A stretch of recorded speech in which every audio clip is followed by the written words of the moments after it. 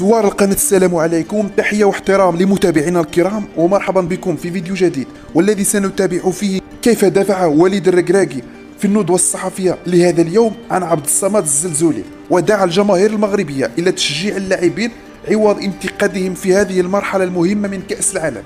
وبدون إطالة سأترككم مع تصريح وليد الركراكي، لكن قبل ذلك فضلا وليس أمرا لا تبخلوا علينا بالاشتراك في القناة والضغط على زر الإعجاب بالفيديو، وشكرا لكم. خصهم يشجعوا الفرقه. علاش مره اخرى تقلقت انا في ندوه صحفيه؟ واش حنا خارجين من واحد ماتش اللي درنا التعادل مع لي فيس شامبيون دو موند؟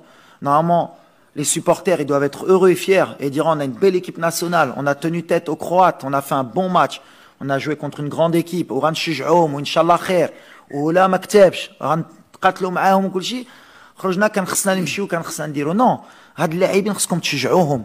حنا المغاربه on est très émotionnellement, il nous faut de la confiance, il ne faut pas des doutes. Par exemple, un petit comme Abdel Zazouli, l'Itral, un autre ثقة ديالي, ça va être un très grand joueur.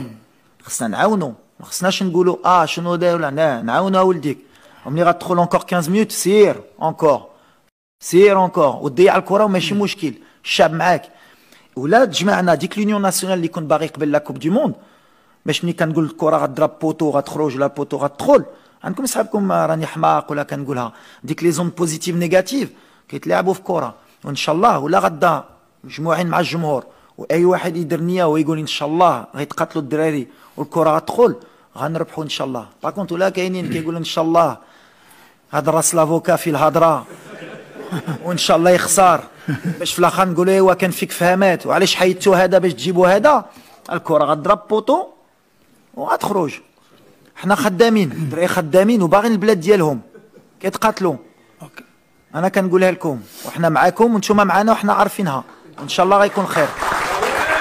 أصدقائي المتابعين، أعتقد بأن الندوة الصحفية لوليد الركراكي كانت موفقة جدا جدا، بحيث اتفق معه جملة وتفصيلا. دعا الجماهير المغربية إلى تشجيع اللاعبين عوض انتقادهم، حتى إن وجد النقد يجب أن يكون بناء. وفي الختام شكرا لكم على متابعة الفيديو، وإلى فيديو آخر إن شاء الله، والسلام عليكم.